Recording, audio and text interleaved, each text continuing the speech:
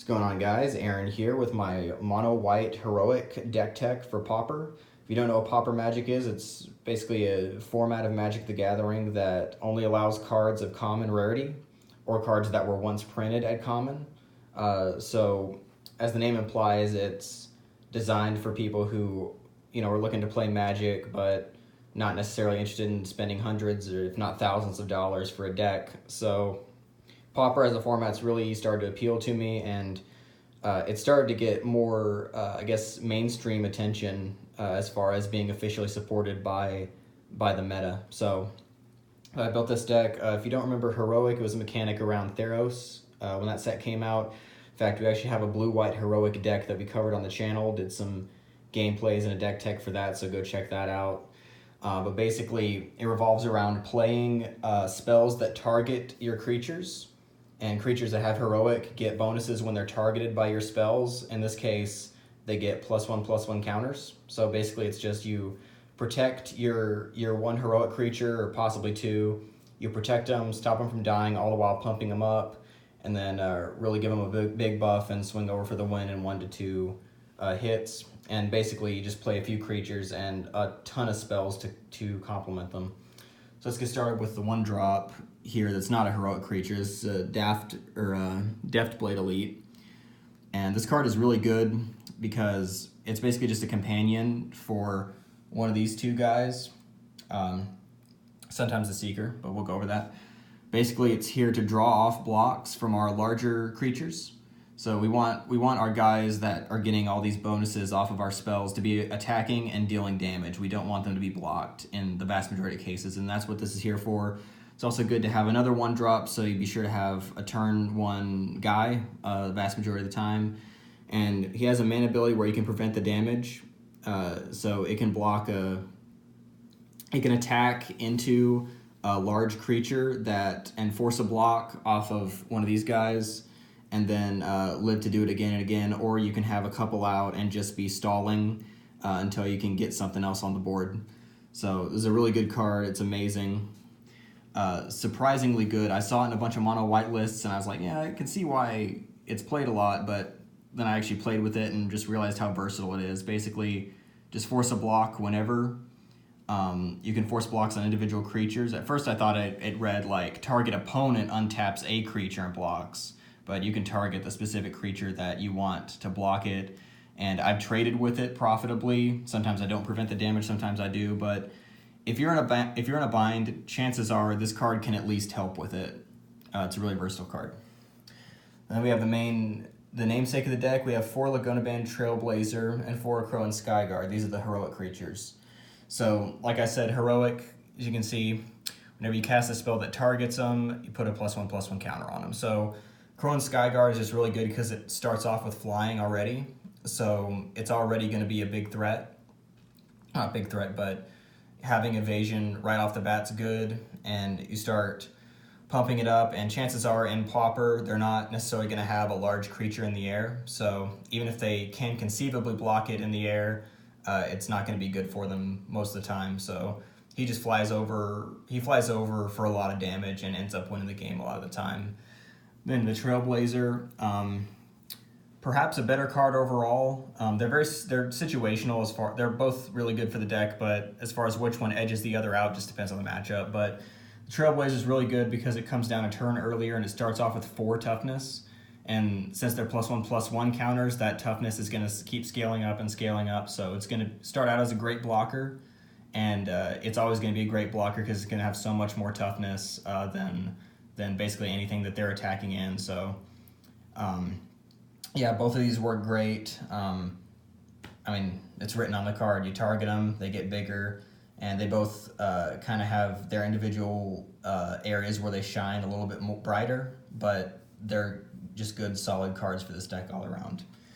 Then the last creature we have is Seeker of the Way. We have 3 of this, and it's not Heroic, but it's similar. So it has Prowess, which means whenever we cast a non-creature spell, it gets +1/+1 until end of turn, and it's also going to get lifelink when it's Prowessed.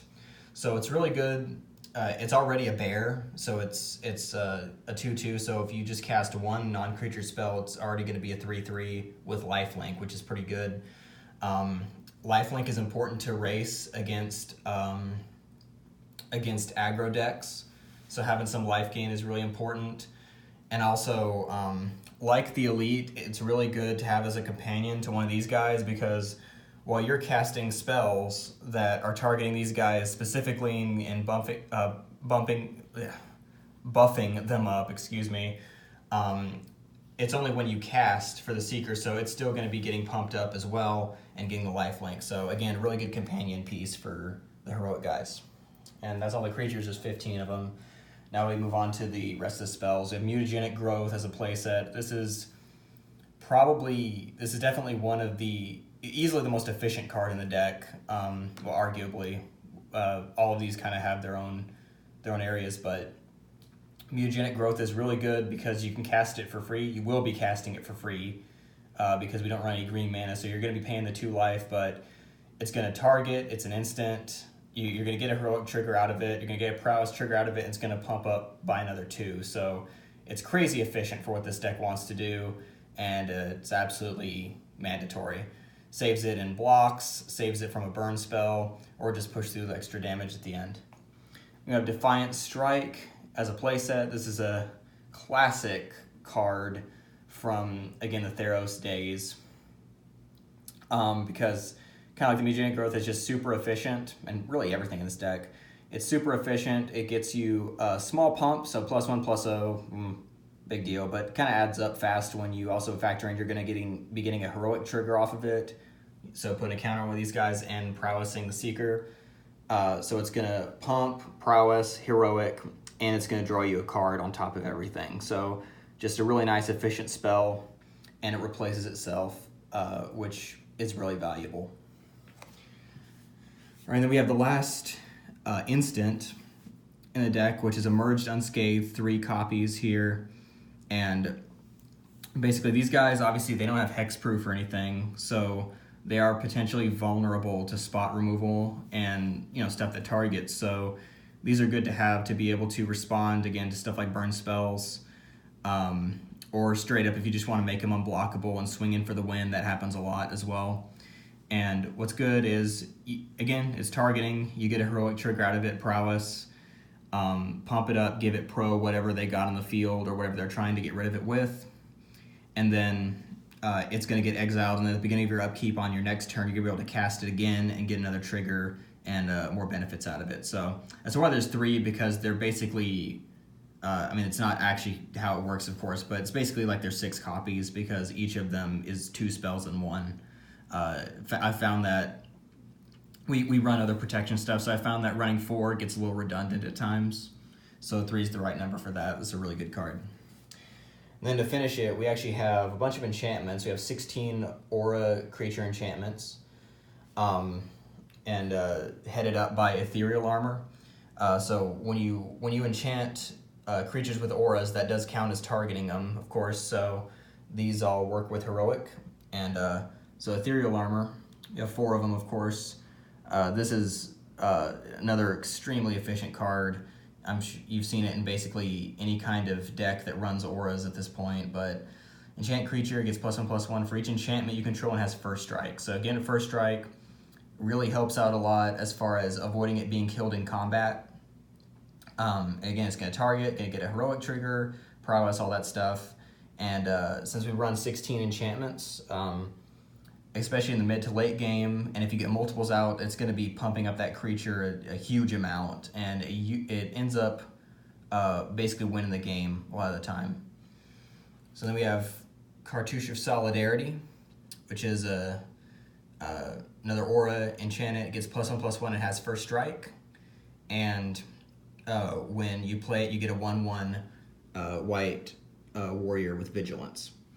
So good card, gives you a chump blocker, gives you something in case they try to do some kind of edict effect. I noticed this is actually being played in modern auras as well, as an answer to Liliana and stuff like that, but it's a good card. And again, gives it a buff, targets it, and gets you a guy to either swing in with or block, and obviously that's really good. You have Hyena Umbra, which is almost the exact same thing, +1/+1 in first strike, except instead of a 1/1 guy, you get Totem Armor, which is if enchanted creature be destroyed, instead remove all damage from it and destroy this aura. So just another way that to protect these guys, make sure you don't get blown out and all that resources aren't wasted. So if they try to burn it out or trick you with do a combat trick and would kill it, you just destroy the Hyena Umbra instead of the creature. So that's really good. Then the final spell we have is Cho Mano's Blessing, which is the only 2 mana non-creature spell in the deck. And you can play it, it's an instant speed enchantment, so you can play it anytime, just like the Emerge Unscathed. So you can play it in response to whatever they're doing, and it'll give it pro whatever color, so you just choose whatever color you need. And of course it's enchantment, so it's going to stay on there permanently until it's removed, if they figure out a way to remove it. But great for just like the reason all these other stuff is great, and it's a permanent effect, and can also do it at instant speed in response to whatever trick that they want to do. So really a very complete and very versatile non-creature spell package as far as protecting these guys, pumping them up, and just working well together in general. Like I said, all these are enchantments here, so yeah, that's fun times with Ethereal Armor. Then just the mana base, we have 16 planes, so yeah, pretty standard there. Then we have 2 Secluded Steppes. I think there's another one, Desert of the True or something, where the cycling is 1 and a white, so obviously this is the better choice.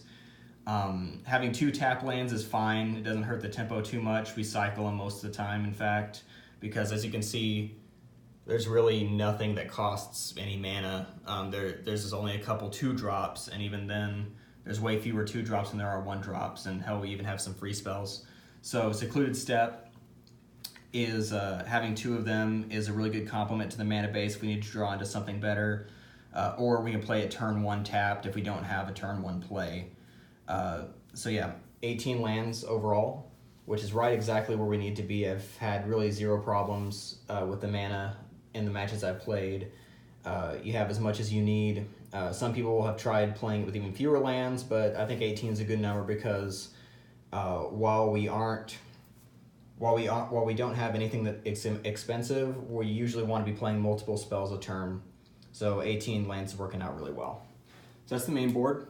Now let's move over to the sideboard. And so yeah, we have a sideboard. Let's start with Standard Bearer. This is a very standard side tech for white because it's kind of similar to the Elite, where it's super versatile in ways that you don't really expect until you play it. So it's it's a flag bearer, and if an opponent plays a spell or ability that could target a flag bearer in play, that player chooses at least 1 flag bearer as a target. So obviously it's amazing in the mirror matchup. If you take away their targets, then they really can't do anything. And that's also kind of why it's here, because they're going to be playing it in their side. So whoever gets their flag bearer out first, or standard bearer out first, is going to be at a huge advantage. So we have to play 1. And it also shuts down stuff like the elves, where they can pump each other up. And it's kind of crazy how many things this shuts down if you really think about it and if you really play with it. And it's a really important card. Next we have Gut Shot. This comes in, and usually mutagenic growths will come out, because if it's against aggro, we just need the removal. And we don't want to be paying life any more than is necessary, so usually mutagenic growths will come out game 2 and 3, and these will come in against, again, decks like elves and stuff like that. And being able to kill like their turn 1 land war elves for free and stuff like that is a really good disruption, and it really sets them off of their tempo and gives us as good a chance as we can get in the early game. And also, I forgot to mention, this does, again, like the auras, they do target. They trigger heroic, so they're affected by this. This is also great, amazing up against stuff like green-white auras. Cole resolved it, won against me because I was playing green-white auras, and there was basically nothing whatsoever that I could do. It was pretty much just play it, and it was game over. So, yeah. Relic of Progenitus, just for some graveyard hate. Draws you a card. Yeah. It's a card and does graveyard hate if you need it to. You have Fragmentize.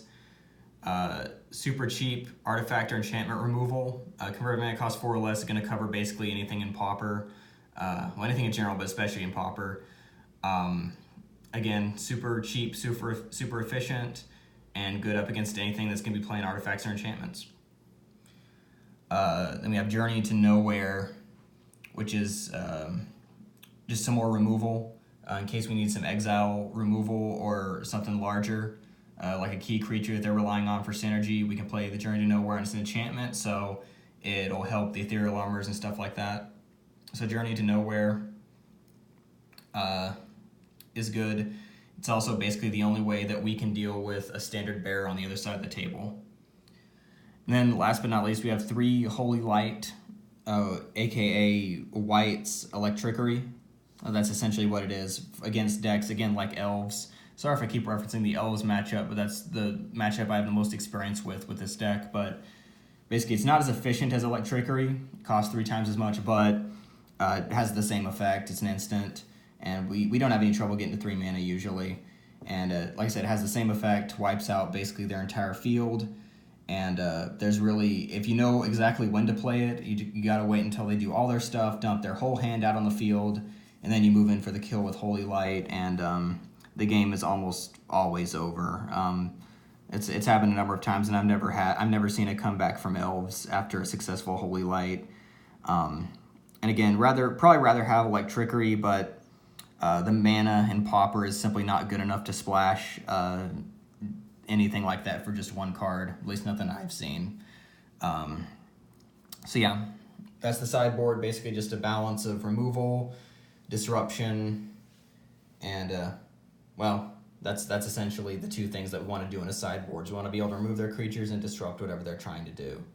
So that's the deck. Hope you all enjoyed it. Love playing this deck. You guys know me. I love mono white decks, and it's a lot of fun to play. It can be both proactive and reactive, very aggro, or you can play it slower. Just a very dynamic deck overall. So that's the deck tech. Let me know what you guys think. Let me know if you're playing this deck, what your list is, stuff that you've seen in matches that I should consider. And probably be back here in the next couple days with a green-white aura deck tech as well for Pauper. So thanks for watching. See you later.